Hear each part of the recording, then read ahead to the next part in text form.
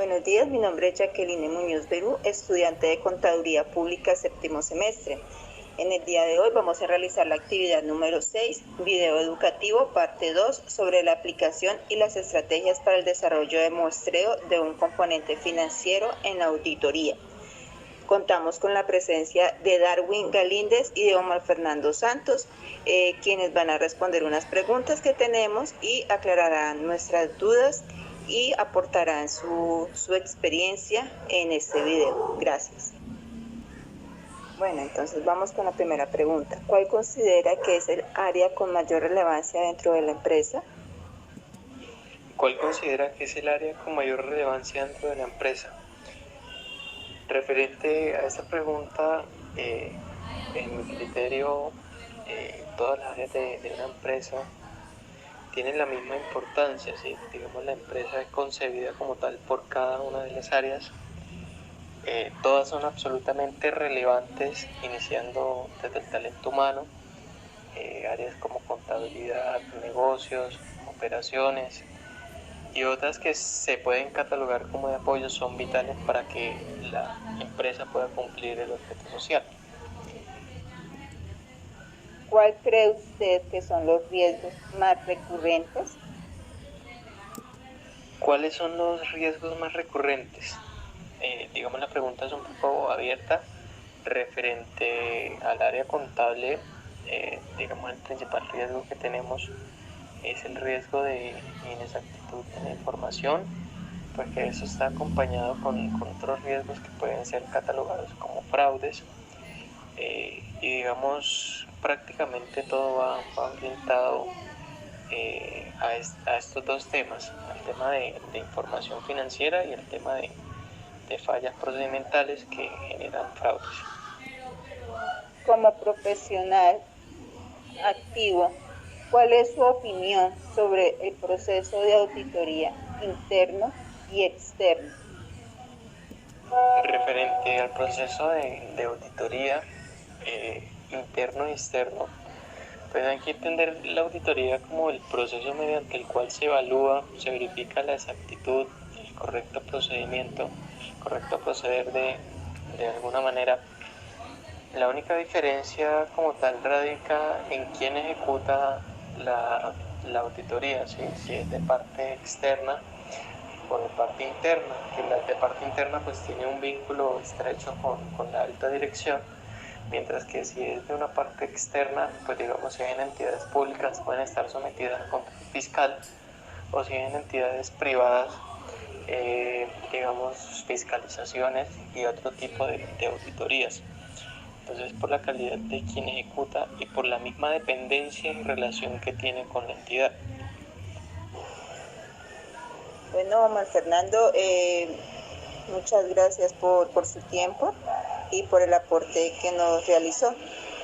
Que tenga un feliz día. Gracias. Buenos días, mi nombre es Darwin Cuellar, soy contador público, especialista en administración financiera de la EAN. Para mi concepto,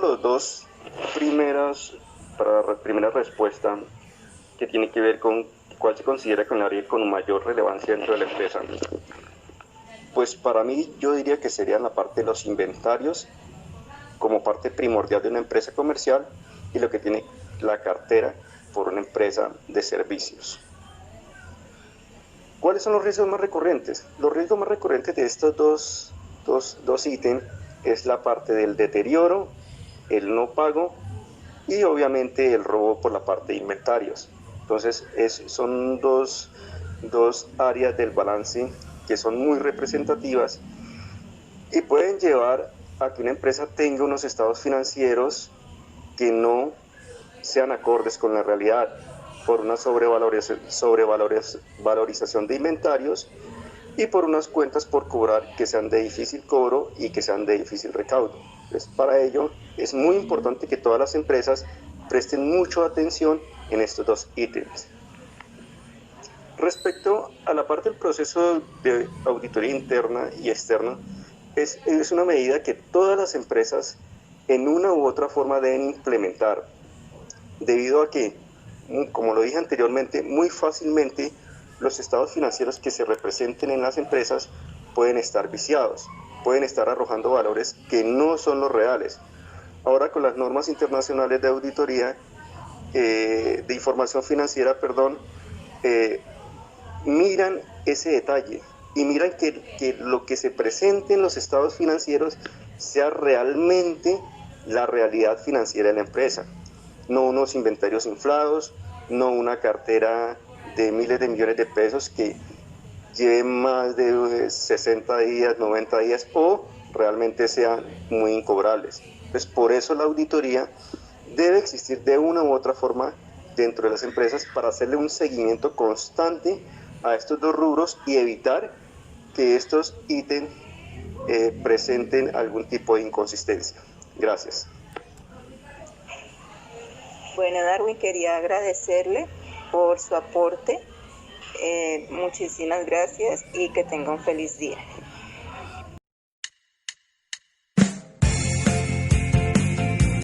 Buenas noches, mi nombre es Andreina Coronado Cuevas. A continuación hablaremos sobre el muestreo estadístico. Es una herramienta de la investigación científica cuya función básica es determinar qué parte de la población en estudio debe examinarse con el fin de hacer inferencias sobre dicha población. En auditoría podemos encontrar que la NIA 530 trata sobre el muestreo de auditoría. Esta NIA se aplica cuando el auditor ha decidido implementar o aplicar el muestreo de auditoría en la realización de los procedimientos de auditoría. Esta NIA trata de la utilización por el auditor del muestreo estadístico y no estadístico para diseñar y seleccionar la muestra de auditoría, realizar pruebas de control y de detalle, así como para evaluar los resultados de la muestra. Esta NIA es muy complementaria a la NIA 500. La NIA 500 consiste en las responsabilidades que tiene el auditor al diseñar y aplicar los procedimientos de auditoría para obtener evidencia de auditoría suficiente y adecuada para poder alcanzar conclusiones razonables en las cuales pueda basar su opinión. Proporciona también orientaciones sobre los medios de los que dispone el auditor para la selección de elementos a comprobar, entre los que incluye el muestreo de auditoría.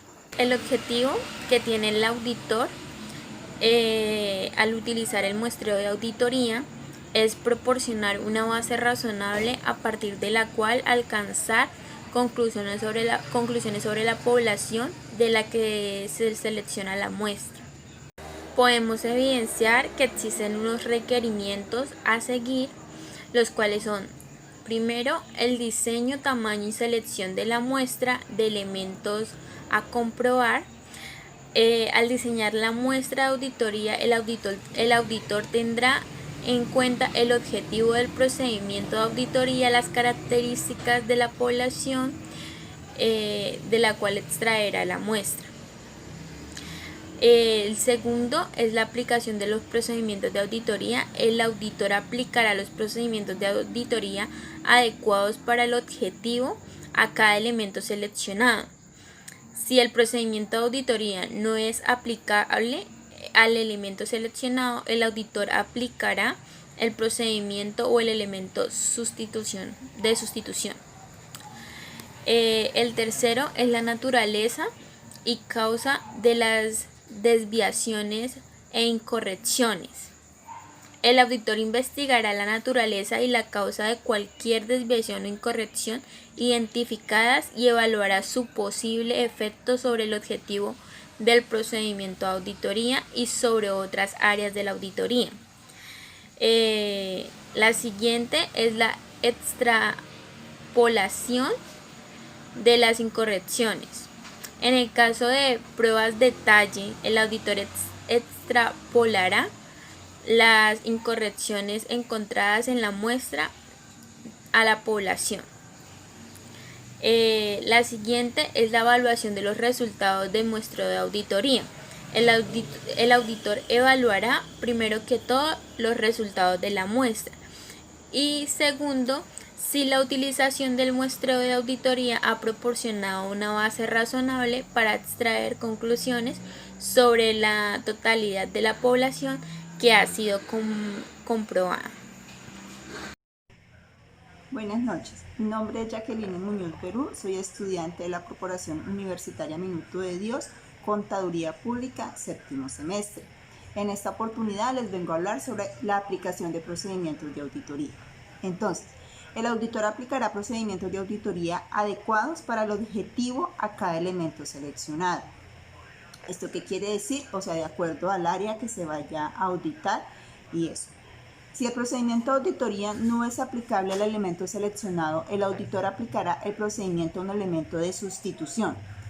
Si el auditor no puede aplicar los procedimientos de auditoría diseñados o procedimientos alternativos adecuados a un elemento seleccionado, el auditor tratará dicho elemento como una desviación con respecto al control prescrito en el caso de pruebas de controles o como una incorrección en caso de pruebas a detalle. Tenemos que para realizar ese tipo de auditorías hay unas técnicas para el muestreo. Entonces tenemos el muestreo aleatorio, que es la selección de ítems de la muestra, no contempla condiciones predeterminadas y cada ítem de la población tiene la misma probabilidad de ser seleccionada para la muestra.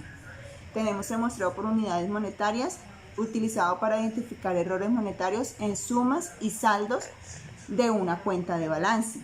Tenemos el muestreo estratificado, que utiliza para separar la población entera en subgrupos. Habitualmente se selecciona para la revisión de la muestra aleatoria de cada subgrupo. Estaríamos hablando, por ejemplo, de bancos, entonces que Banco Bogotá, Banco Colombia, o en su defecto clientes, entonces cada uno de ellos. Tenemos el muestreo por atributos, que es utilizado para determinar las características de una población. Tenemos el muestreo variable, que es utilizado para determinar el impacto económico en algunas características de una población. Tenemos el muestreo basado en juicio, que el profesional del auditor, para centrarse y confirmar la existencia de una condición que se instruye razonablemente. Y tenemos el muestreo por descubrimiento, utilizado cuando la evidencia de un solo error o condición es motivo de mayor escrutinio o investigación.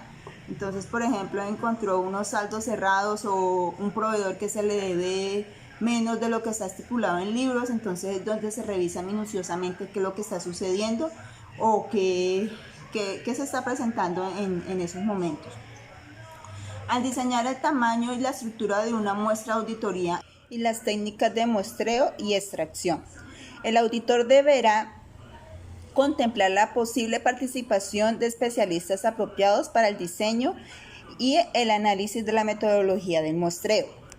La técnica de muestreo dependerá del propósito de la muestra. Para la evaluación de controles para cumplimiento normativo, donde el ítem es un evento o una transacción, típicamente se emplea un muestreo por atributos. Para pruebas sustantivas, donde el ítem es monetario, típicamente se emplea la técnica de muestreo variable. Para que el auditor llegue a una conclusión, la población deberá ser un conjunto completo de datos y, por lo tanto, la población deberá ser apropiada y verificada como completa para un objetivo de auditoría específico. Al emplear una muestra estadística, el auditor deberá considerar conceptos como el riesgo del muestreo y el margen de error tolerable y esperado. Hola, mi nombre es Kelly Johanna Perdomo Torres. Voy a hablar sobre los riesgos de auditoría. En una auditoría pueden identificarse 3 tipos de riesgo, que son inherentes, de control y de detección. Una auditoría siempre está expuesta a distintos riesgos que pueden afectar su realización. El auditor puede estimar cuál es la probabilidad de que haya errores en los estados financieros del cliente y de esa forma definir los procedimientos que debe aplicar. Bueno, ahora vamos a hablar sobre cada uno de los riesgos.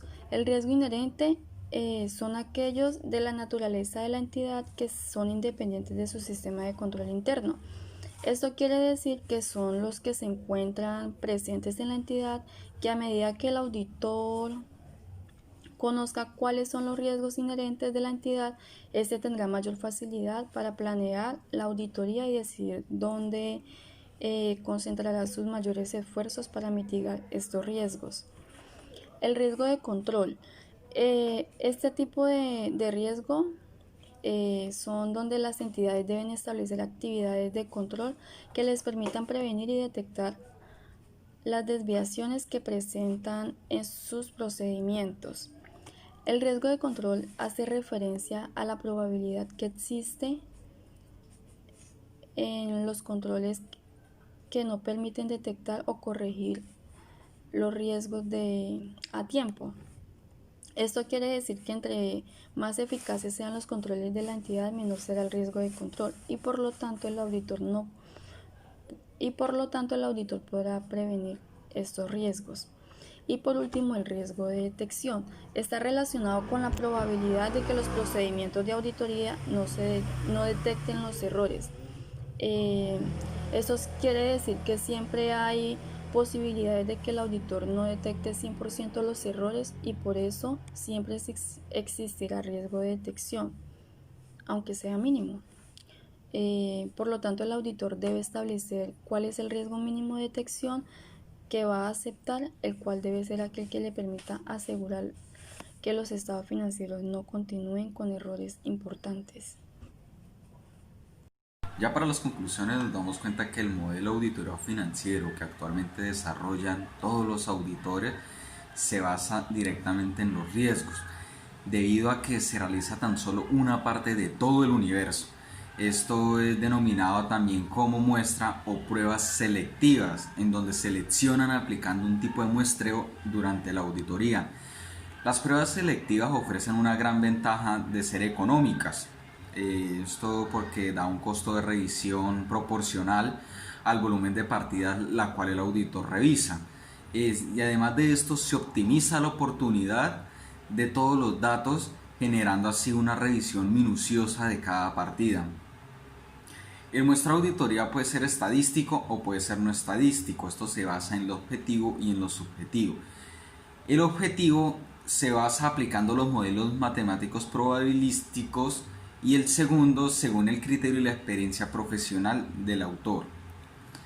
El riesgo de auditoría son los errores no detectados y equivocadamente evaluados que se desprenden específicamente de procedimientos de muestreo de auditoría. El muestreo de auditoría forma parte integral de la auditoría vista como proceso. Las pruebas de auditoría se aplican sobre las muestras seleccionadas y todos estos resultados y su análisis llegan a sustentar la opinión del auditor sobre los estados financieros que él examinó de una empresa o de una entidad. Esto fue lo que nosotros logramos concluir de toda esta investigación que realizamos. Muchas gracias.